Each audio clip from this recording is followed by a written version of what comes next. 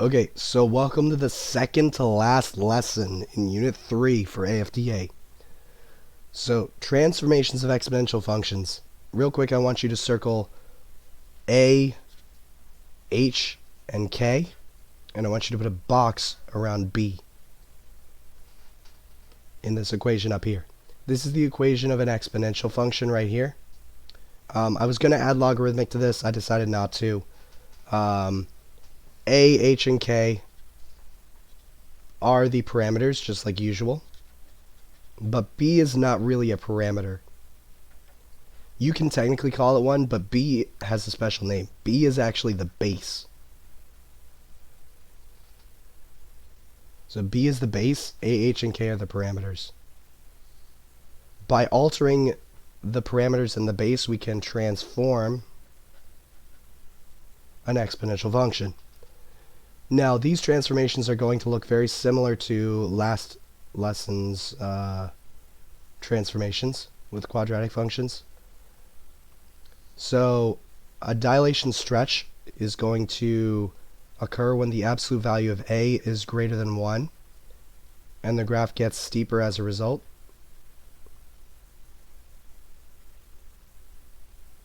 So, a typical exponential function has a nice J-curve. This is going to have a steeper J-curve.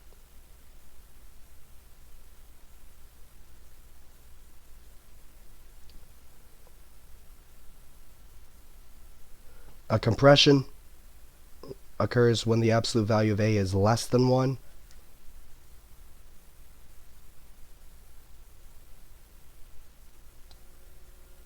And this is when the function gets wider. So this is also going to be a J-curve, but it's going to be much wider than a normal J-curve because it's been squished.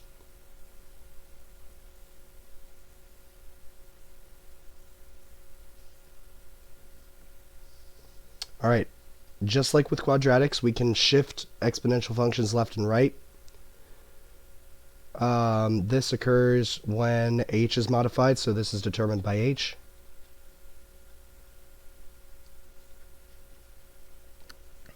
If we have x plus h in the parentheses, that implies a left shift.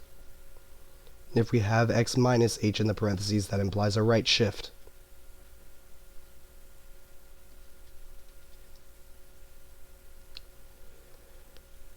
Translation up or down, and again, feel free to pause the video if you're I'm going through this fast on purpose because this is a video. Feel free to pause the video if you need to get caught up. Okay, an up-down translation is determined by the value of k, and once again, just like with quadratic functions, if k is positive, that implies an upshift, and if k is negative, that implies a downshift.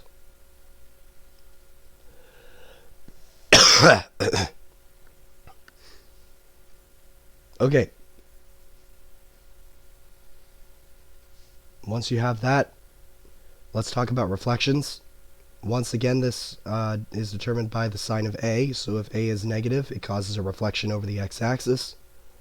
So if A is negative, this is a reflection over the x-axis, and it'll be flipped over. Now to draw this, it's still going to be very similar. It's just going to be reflected this way. So instead of going up like this, it'll go down like this.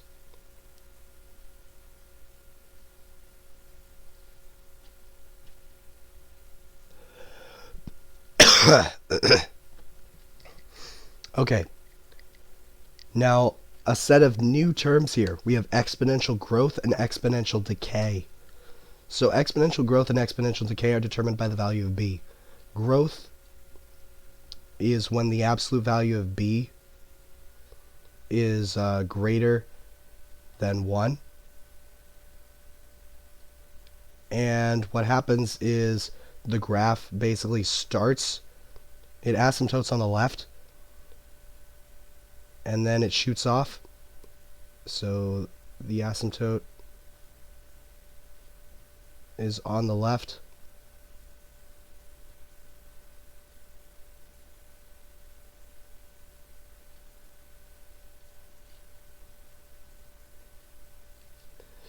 And for decay, when the absolute value of b is less than 1, alright, this starts off really, really big, and then it asymptotes on the right side. So the asymptote is on the right side.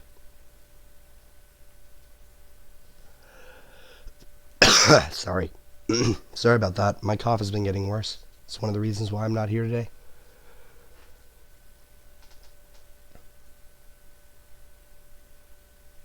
So if the base is bigger than 1, then it's going to start off really small or really close to the asymptote, and then it's going to shoot off. If the base is less than 1, so like a fraction like 0.5 or 0.25 or 0 point something, it's going to start off really big, and then it's going to come back really close to the asymptote on the right side. Okay, let's flip it over. Okay, I'm going to do the first couple of these. Actually, yeah, tell you what.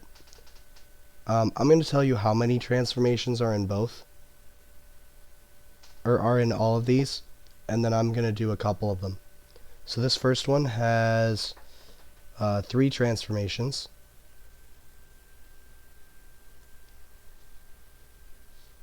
The second one has 1 transformation.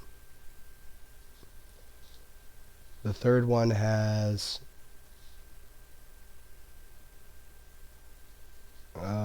also note that these transformations do not include whether the equation represents exponential growth or decay. So in the instructions it says list the transformations and include if the equation represents exponential growth and exponential decay. That's separate from these 3, and that's separate from these ones, or from this one. Okay, now for this one, there are 3. For this one, there are 3.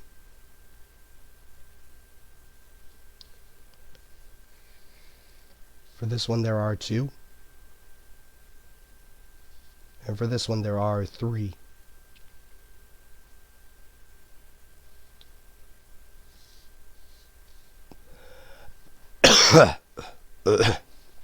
Okay, so I'm going to do the first couple.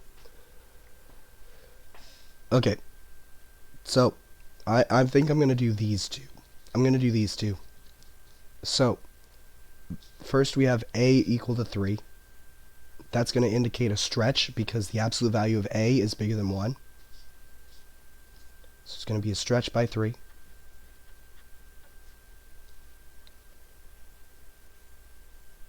We have x minus 2 in the parentheses. That's going to be a right translation because h is positive 2. So right 2.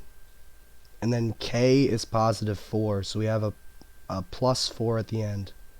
K is positive 4, and that's going to cause an up translation. Now we're not done yet because we also have to include if the equation represents exponential growth or exponential decay, and for that we have to look at the base. The base is bigger than 1, so this is exponential growth.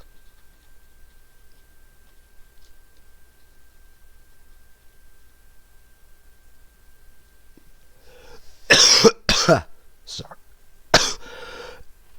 Sorry.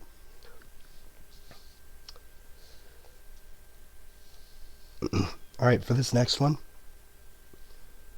a is equal to 6, so that's going to cause a stretch.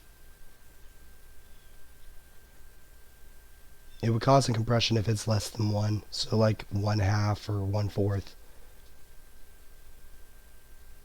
We have x plus 1 in the parentheses, so that's going to cause a left translation.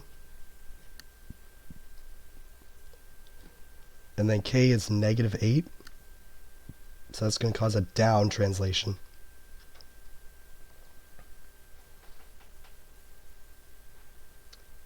Now, again, we have to include if the equation represents exponential growth or exponential decay, and we have to look at the base for that information. Because the base here is less than 1, the base here is less than 1, it's 1/2. That's exponential decay.